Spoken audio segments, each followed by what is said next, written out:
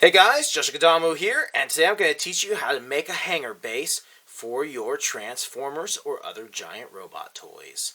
This is really simple to make and a lot of fun. So, in case I'll just give you a tour of this base. Well, you can see there's some supports and things like that. There's a ceiling. Got a few soldiers. They're a little bit too small, but they're kind of nice. And there you go. So, kind of our tour.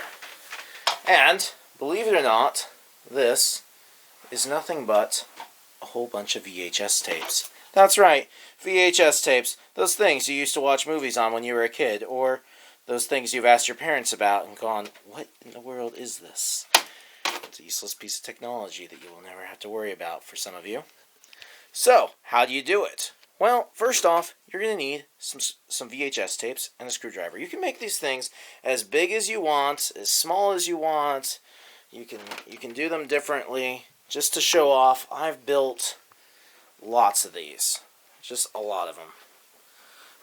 Particularly for my Gundam action figures. So here's two of them, making a double shelf on your standard Walmart shelf. Here's a nice big one that's double layered. Another two of them that are stacked. There's another one here.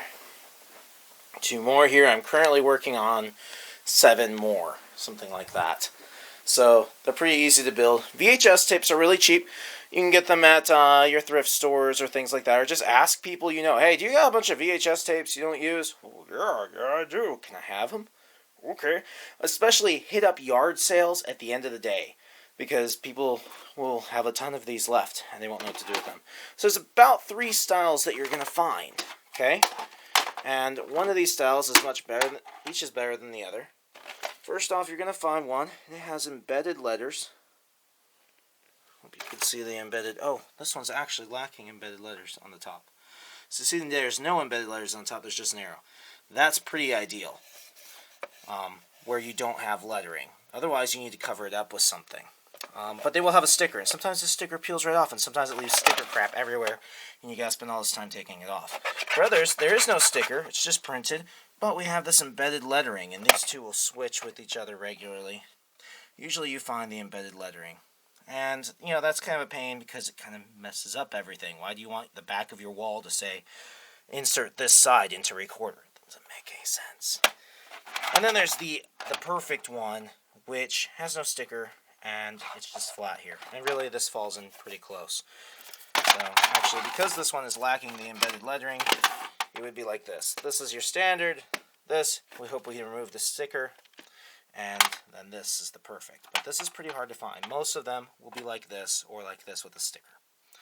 You take your screwdriver, you gut it. This is just to take out weight so it doesn't put unnecessary stress on the thing. Then you spray paint it.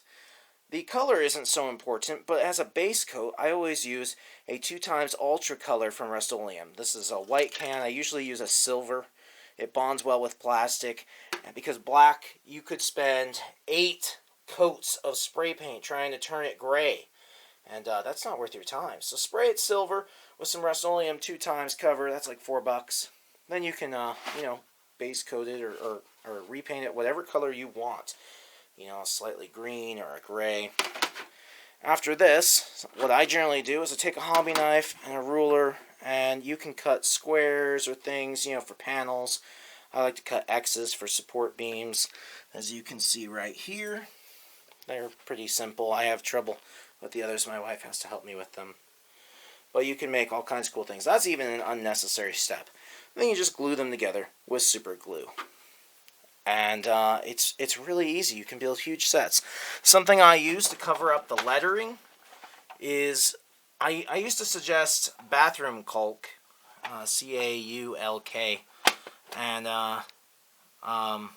but it's not ideal. It really isn't. So I went out to the hardware store and I found these giant zip ties. Just giant. You don't even need giant, really. But some zip ties. Black seems to be a really good color, but they make other colors. And you just cut them to fit. You'll need a hardy pair of scissors or something. But then it kind of looks like support beams and things like that. I know some of you are going, but where did you get these? I don't know where I got those. That's the thing. You take random broken toys. You take odds and ends, and you can just do whatever you want with this. You can make it as complex or as simple as you want. And so those came from a friend who had a bunch of stuff he was taking to the thrift store, and he's like, is there any parts in here that you'd like? Because I know you build stuff. I was like, oh, that might be handy, yeah. So I finally put them to use. But you can use all kinds of things. Ideally, for the floor, I will always try and use these. But I bought some 200 VHS tapes at a yard sale at the end of the day for dirt cheap. And most of them were like this or had a sticker. So my floor actually had embedded lettering in it. So I took some small zip ties and I just glued them down over the lettering so that you can't see it. And that, you know, it tricks the eye to not see it anymore and to not figure out that it's a VHS tape. These hangers are really cool. They're, if you use enough super glue, they're pretty sturdy. You know, building a corner kind of section really helps. And they really display your figures well. I hope this is useful to you. Please like, favorite, and subscribe as I'm posting a new video and often toy reviews nearly every day. And check out our eBay store, Gundams R Us, your favorite arms dealer. We sell all kinds of cool toys there, especially Gundams and Army Men. Catch you guys later.